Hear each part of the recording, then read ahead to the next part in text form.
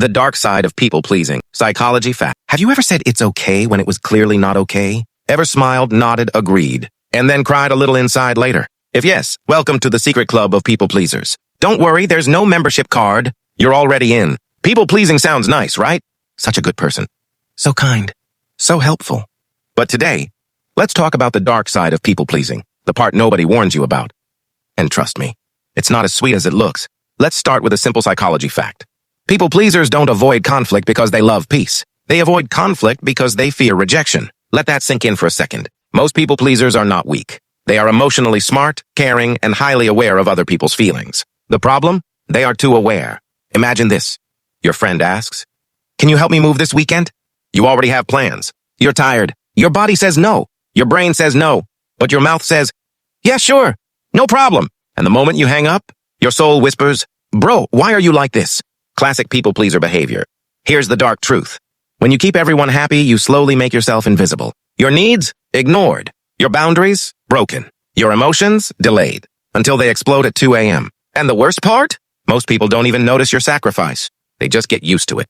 Psychology says people-pleasers often learn this behavior early in life. Maybe you grew up hearing things like, "Don't talk back. Be nice. Good kids don't say no. What will people think?" So your brain learned a dangerous rule. Love os approval.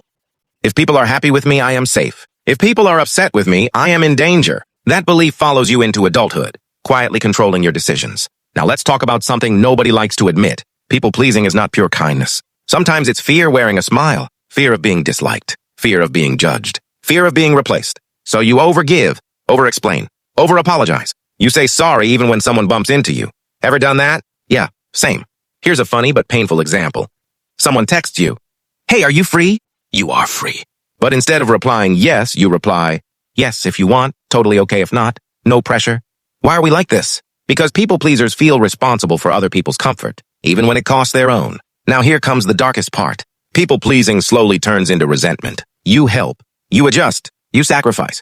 And one day you think, after everything I've done, this is how they treat me? But here's the uncomfortable truth. They didn't force you. You trained them. You taught people that your limits don't matter. Ouch, I know. Another psychology fact. People-pleasers attract takers, not because they are unlucky, but because takers can sense weak boundaries.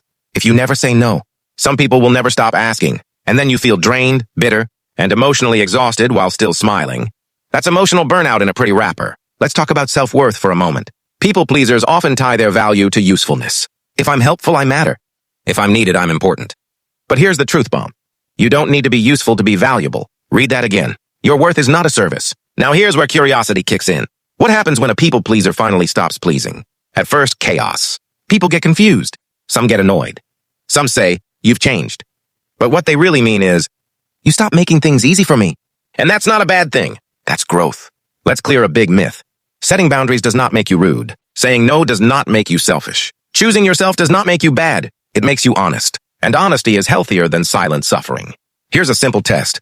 If someone gets angry just because you said no, they didn't respect you. They only enjoyed access to you. Real connections survive boundaries. Fake ones don't. Now let's end with a powerful psychology truth. People who truly care about you don't need you to destroy yourself to keep them happy. Let that sit. You are allowed to change your mind. Take space. Say no without explanation. Choose peace over approval. You don't owe everyone comfort at the cost of your sanity. So the next time your mouth is about to say yes, while your heart is screaming no, pause. Because every time you choose yourself, you don't lose people, you lose the wrong ones. And honestly, that's not loss, that's freedom. If this felt personal, congratulations, your self-awareness just leveled up.